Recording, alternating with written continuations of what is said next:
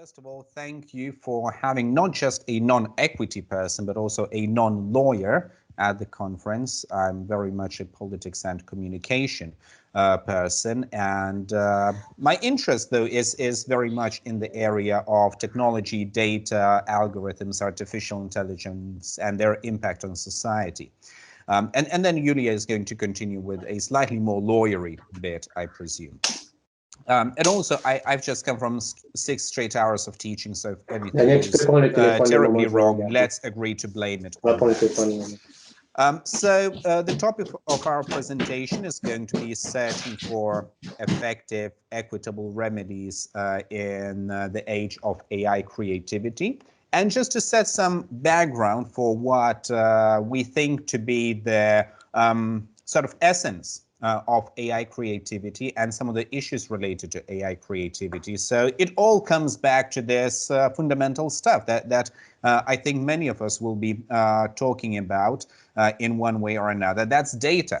So datafication of everyday world, which is at the heart of 21st century capitalism, really kind of brought upon us this era in which pretty much everything and anything can be mined, and new products can be created out of that. And as we'll see, and probably as many of us are aware of already, artistic works, or something resembling artistic works at the very least, can be among such products. It's also a little bit related, or more than a little bit related probably, to the hierarchies of power that we are witnessing every day. Also in terms of, and Julija, I think is showing that you're not seeing our slides. Is that correct? I can see them. Okay. Can no one else see them though? Oh, hang on. Sorry, that's my fault. I think it's because I have spotlighted you. One moment, I apologize. Is that any better? Got anything? There we go. I apologize. Sorry. Okay, fantastic. Anyway, so let's add some pink to the conference. Okay, it's all more than a little bit probably related to issues of power, and as Julija and Matthias put it, probably related also to data colonialism almost, where just like in a colonial era, natural resources and human resources in this very sort of brutal way were exploited for profit. Now data is the main element that's being exploited and used to create new stuff for profit of the very few who are capable of engage in such datafying practices. Also, something that I take from Andreas Hepp is this idea of a permanently beta condition that characterizes our everyday life, where pretty much we are malleable all the time in relation to the data that's being collected, and even what we once considered to be quintessentially human, such as artistic expression, for example, is no longer so. It can be technologized, it can be automated. That's also one of the subjects of my own book, which is forthcoming in September, so just a little ad there.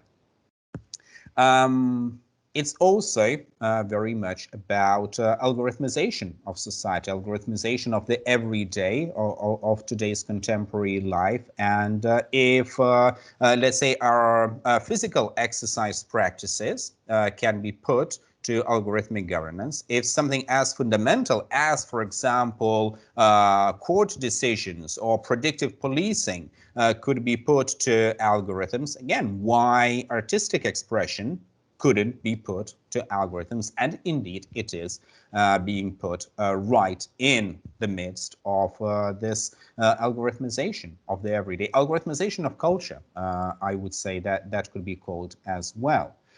We are witnessing, therefore, a transformation of society that is put upon us by the technical capacities of particularly the big platform players, but the tech industry slightly more broadly, and we need to adjust our practices. We need to adjust our ways of thinking to exactly the same change.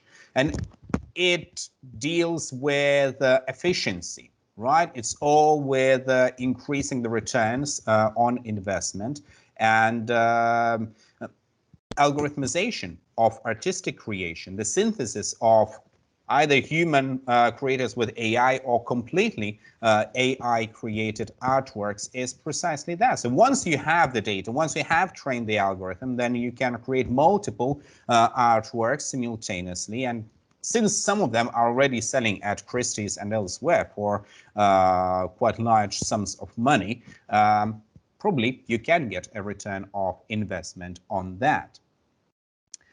So as machinic output dwarfs human output, I think human authors will be put in a very uncomfortable situation where they have to compete with someone who's better at finding out audience tastes, who's better at mass producing stuff, and with new additions such as the NFT revolution that is kind of building onto the digital creation trend and building new ways to monetizing.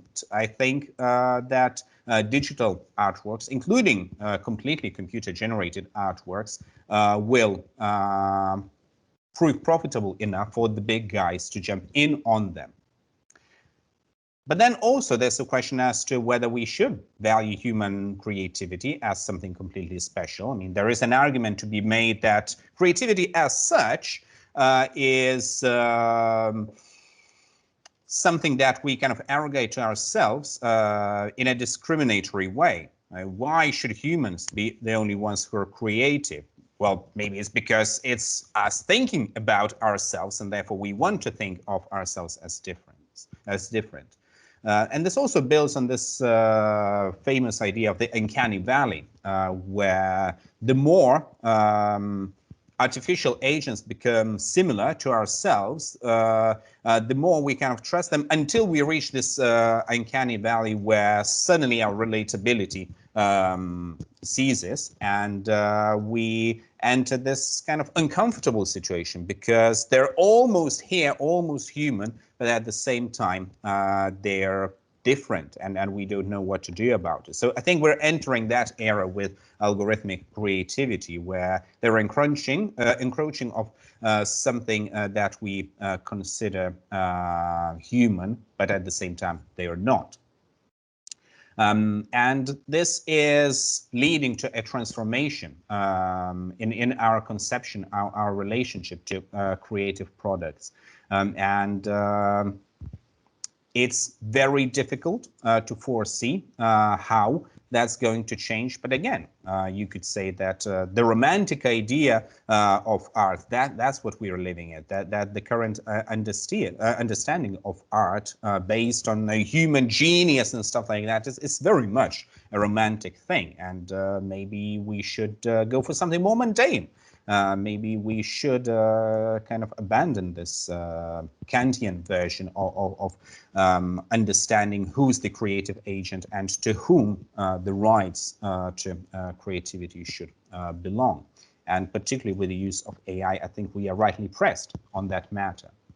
So are there any obstacles of treating artificial agents as creators on their own right, and therefore direct competitors to humans in the creative process? Well, some say the training process is what's different, and just because artificial intelligence needs to be trained on human artwork, it cannot produce genuine works of art. But then you could probably counter-argue that anyone who's gone to art school and has learned the artistic canon cannot be a proper painter, composer, whatever, simply because they had to be taught somehow. Technology is progressing in a way that moves beyond mere generation. So with generative adversarial networks, it's more about mere generation, where the network learns to imitate human paintings and then produces an output.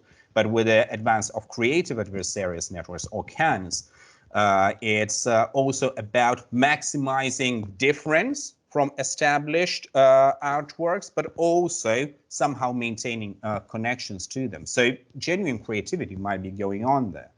And what is particularly interesting to me is that research after research has shown that audiences actually are quite open-minded to computer-generated artwork if they can spot the difference between human and computer-made artwork. So really, I think we need to talk about authorship and assertion of authorship, which could be seen as quite a cultural and political phenomenon as well.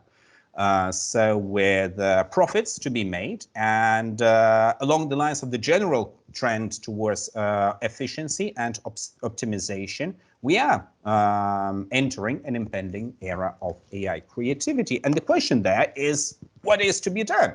And to answer that question, I head over to the next presenter and giving floor to Julija, who's on the other side of our desk. Hello, everyone. I'm afraid I will not be able to suggest a magic bullet here.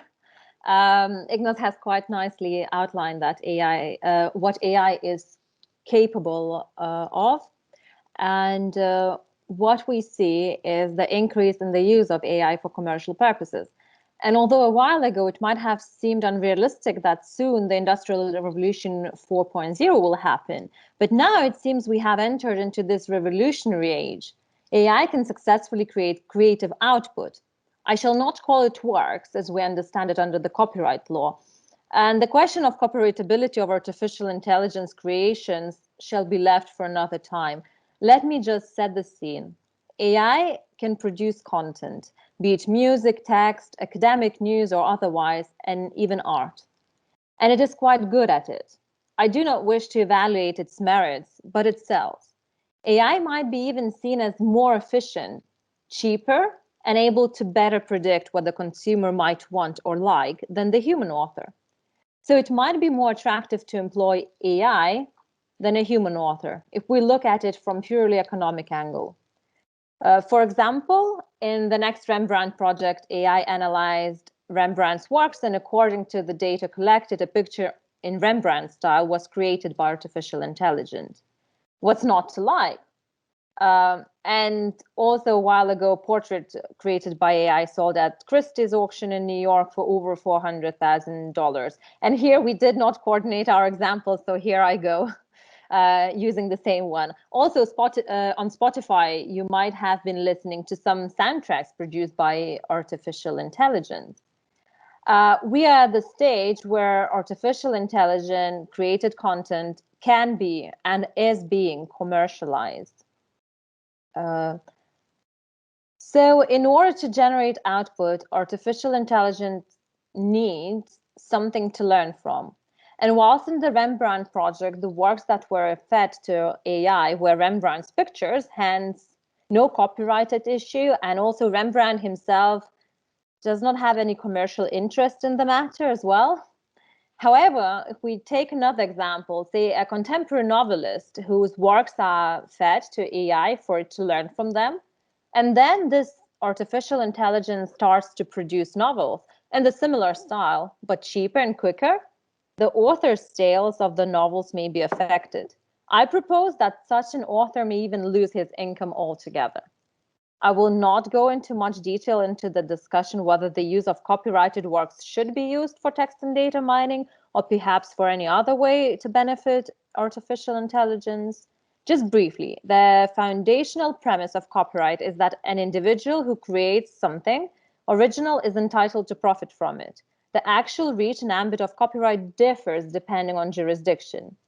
What is being incentivized or what good is being protected depends on what approach is adopted. Do we reward the sweat of the brow, or do we require an imprint of the author in order to afford copyright protection to a work? However, copyright disputes are primarily triggered by economic incentives. When artificial intelligence uses copyrighted material in order to learn from it, and then to create an output which competes on the market with the human author's works from which it has learned, does it mean that permitting the use of copyrighted material without rewarding the author is unfair? Or should it be permitted? If we take away the income from the human author, shall we reward them by ensuring certain income in exchange? Should there be a mechanism for collecting fees and distributing them? Or should there be guaranteed basic income, perhaps? But most importantly, can the author protest? Can they protect themselves effectively? So let's return to text and data mining briefly. Why is it important when we talk about non-human authors? To train artificial intelligence, training data sets or source material is needed. And the better the source material, the better the results. So text and data mining is employed to acquire source material. There are two broad views in respect to the use of copyrighted works for text and data mining. For as wide as possible exceptions in order to enable technological advancement, and others against it. So in the European Union, the Directive on Copyright and Related Rights in the Digital Single Market, or DSM Directive, deals with text and data mining. The directive should be transposed into the national law by June this year, so we're yet to see how the provisions will be implemented in different member states. Just briefly, I'll go over the relevant articles. And Article 2 of the directive provides a list of important definitions and there is some additional information and clarifications on these also contained in various recitals. So as per Article 2.2, text and data mining means any automated analytical technique aimed at analyzing text and data in digital form in order to generate information which includes but is not limited to patterns, trends, and correlations. Article 3 introduces a mandatory exception which will allow research organizations and cultural heritage institutions to use text and data mining techniques on works to which they have lawful access solely for the purpose of scientific research. So nothing to do with commercial use. And then we move to Article 4, which creates an obligation to allow for the reproduction and extraction of lawfully accessible works for the purposes of text and data mining, provided the works are not explicitly restricted by the right holders. So while Article 4 covers a much broader group of users, its application is more limited than that of Article 3. Article 4 allows for acts of reproduction and extraction from databases and other sources for the purposes of text and data mining generally, but it is not preoccupied with the motive behind it. So commercial application of text and data mining falls within it. However, Article 4 contains an opt-out provision for right holders, which means that they can exclude their copyright works from the scope of Article 4 by expressly reserving their rights in, quote, an appropriate manner, such as machine-readable means in the case of content made publicly available online. So to sum up, right holders should be able to apply measures to ensure that their reservations in regard to text and data mining are respected. It is unclear how the opt-out mechanisms will work and whether it will be effective, as there is no unified prescribed way of opting out. It can be anticipated that there will be various ways to opt out adopted by the right holders. I suggest that the directive offers a false sense of security. It appears to deal with text and data mining, but then it fails to deliver in respect to commercial text and data mining. Article 4, with one hand, delivers the copyright limitation for text and data mining for commercial use, and with another hand, takes it away by providing the opt-out mechanism. So an author is required to take steps in order to opt out. Technology and legal savviness is therefore required, which means that it will require additional financial resources and time to do so. And then the issue of enforcement sticks out. How can I be certain that my work has not been used and my rights have not been infringed? How can infringements be traced, checked, and verified? Another example of artificial intelligence and technology that may touch our lives significantly are deepfakes. All of you probably heard or have seen President Obama's deepfake video in which he refers to President Trump without political correctness, or heard of a deepfaked video in which an Indian journalist's deepfake video, porn video, was widely shared on social media and other platforms, allegedly created in an attempt to scare her or to prevent her from doing her job and criticizing those in power. Just briefly, if you don't know what a deepfake is, it's basically a video where you use where it portrays something that did not happen. So for example, in this example of a journalist, the video was of someone else, but her face was put into the video to appear that as though she was in the video. So these examples show that when we deal with these new technologies, be it text and data mining or deepfake, and their regulation, there are issues of detection, be it to detect whether the work has been used or to detect whether it is a deepfake or not, or who created it. So no doubt, the impact of the technology can be devastating to a human being. And I suggest legal regulation may not be sufficient on its own. So what's next? Surely, one wants to make sure that in cases of violations, the remedies would be delivered quickly and effectively. And we return to this detection issue, whereby with technology and, for example, deepfakes, the better the technology creating deepfakes, the better we need better technology to detect them. But then when we have better technology detecting it, then the technology creating deepfakes can learn from the detection tech and improve itself. So we have this constant game of cat and mouse. And also, in case of violations, of course, then we have equitable remedies, and they may seem appropriate. All good. For example, one may apply for an injunction, but how long will it take to make an application to court? A day? Several days? And until an injunction is granted, it depends on the jurisdiction. But would it be effective? How do we measure effectiveness? If an injunction is granted in one jurisdiction, will it be granted in another? And how long will it take? And how much will it cost to go to each jurisdiction where the violation appears? In case of text and data mining, how will we trace that a violation still persists? How we ensure global enforcement? Can the remedies we know be effective? I think that detection and enforcement are key here. And here we need to turn to technology and technological tools. So we are entering into this new age where law alone is not sufficient. We need to seek new ways. And I suggest that we need to seek ways how we can combine law and technology to enable us to swiftly deal with violations. Firstly, detect them and then deal with them. Perhaps it does not need to be human versus artificial intelligence. We may live together, but we need to find new ways how to coexist. And I think that this highlights the issues. I'm afraid we do not offer any solutions, and there may be many arguments for one way or another to regulate.